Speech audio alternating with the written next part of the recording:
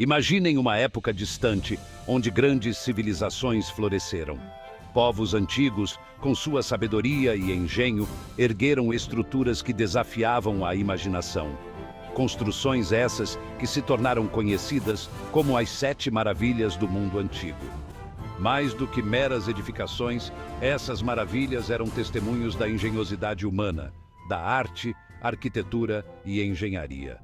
Espalhadas pelo Mediterrâneo, elas se erguiam como símbolos das conquistas de um mundo antigo. Cada maravilha, com suas características únicas, inspirava admiração em todos que as contemplavam. Infelizmente, o tempo não foi gentil com essas maravilhas. A maioria delas se esvaiu, restando apenas as pirâmides de Gizé como um legado da perícia de seus criadores. Vamos então embarcar em uma jornada no tempo e explorar essas maravilhas arquitetônicas, desvendando suas histórias, grandiosidade e o legado duradouro que deixaram para a humanidade. É bom lembrar que a lista das 7 maravilhas não era algo oficial, tipo lei antiga, sabe? Na verdade, ela foi se formando aos poucos, meio que um boca a boca da antiguidade, sabe? Dicas de viagem que os viajantes antigos compartilhavam. Imaginem só, esses turistas da antiguidade contando suas aventuras.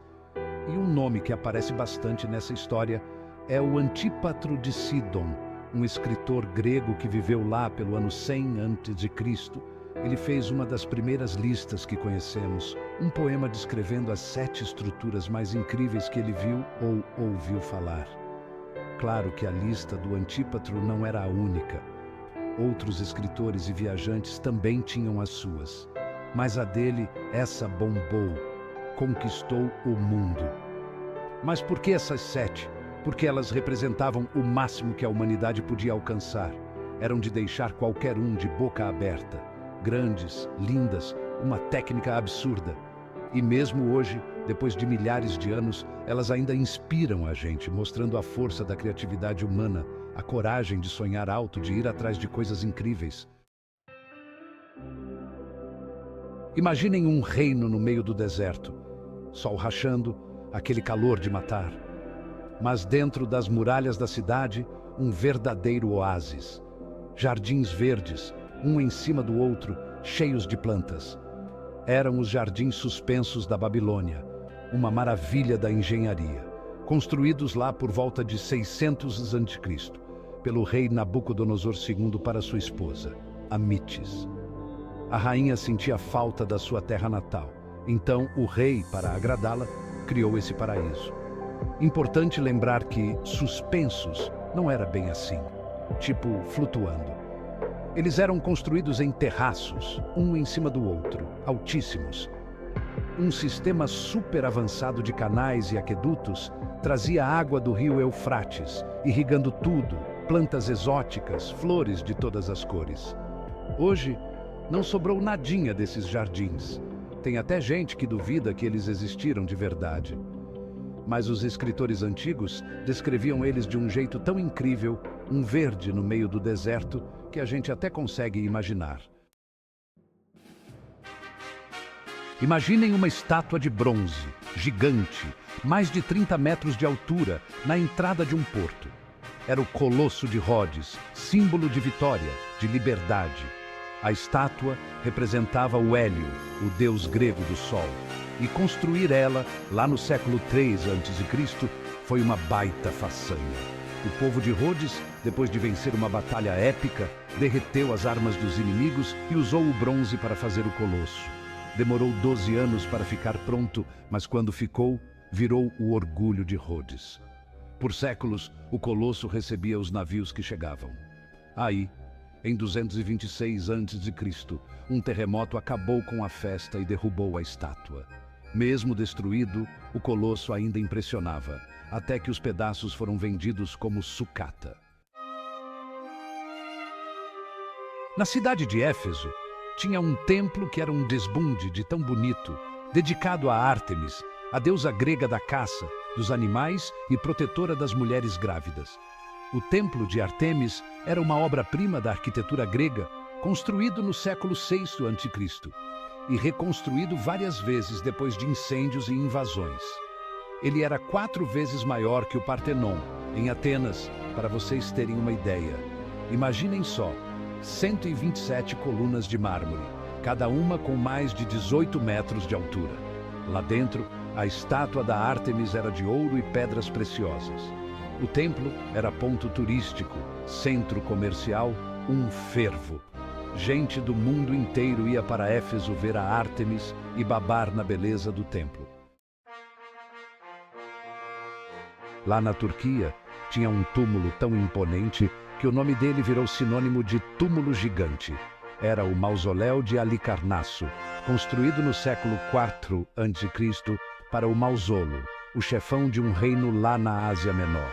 O mausoléu era uma mistura doida de estilo grego, persa e egípcio, com mais de 40 metros de altura, cheio de estátuas feitas pelos melhores artistas da época. Tinha 3 partes principais. A base, com estátuas de leões guardando a entrada, uma parte no meio, com várias colunas, e no topo, uma pirâmide. E para finalizar, uma escultura do Mausolo e da esposa dele em uma carruagem. O mausoléu de Halicarnasso era poder e ostentação do Mausolo, encomendado pela própria esposa dele, a Artemísia, que queria que todo mundo lembrasse do maridão para sempre. As Olimpíadas de antigamente não eram só esporte, eram um festival para Zeus, o chefão dos deuses. E no meio de tudo, tinha uma estátua gigante, a estátua de Zeus em Olímpia. Era uma das esculturas mais famosas da época, mostrando o Zeus sentado em um trono todo pomposo.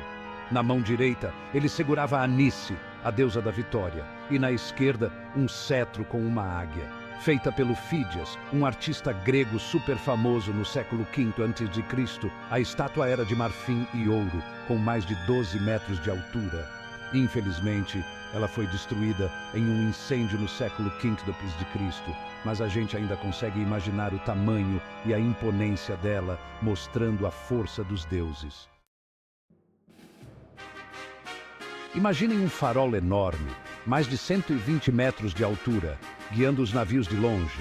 Era o farol de Alexandria, na ilha de Faros, protegendo o porto de Alexandria, no Egito.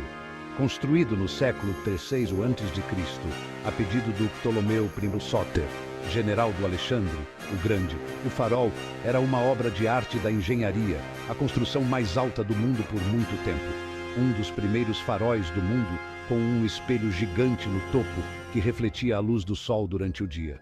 De noite, uma fogueira era acesa e dava para ver a luz a mais de 50 quilômetros de distância.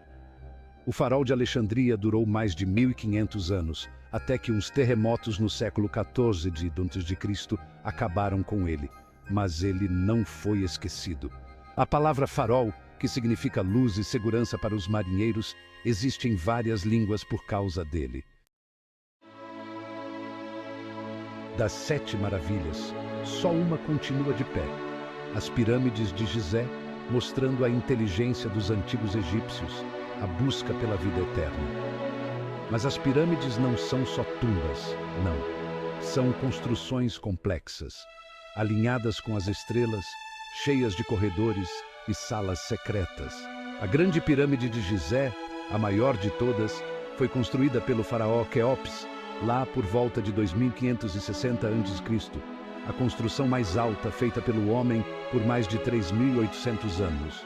Para vocês terem noção, ela tem mais de 2 milhões de blocos de pedra, cada um pesando mais de 2 toneladas. A perfeição, a técnica que eles usaram para fazer as pirâmides é de outro mundo. Mesmo hoje, com a tecnologia que a gente tem, seria difícil construir algo parecido. As 7 maravilhas do mundo antigo quase sumiram do mapa, mas o que elas representam ainda está presente, inspirando a gente, lembrando que a imaginação não tem limites. As maravilhas não eram só prédios, eram a prova do que cada época podia fazer de melhor, mostrando a habilidade e a criatividade da galera. A gente continua visitando essas maravilhas, encantados pela beleza, pela história, pelos mistérios O tempo pode ter levado as Sete Maravilhas, mas as histórias continuam vivas, mostrando que tudo passa. Mas a vontade de criar, de construir, de sonhar, essa é para sempre.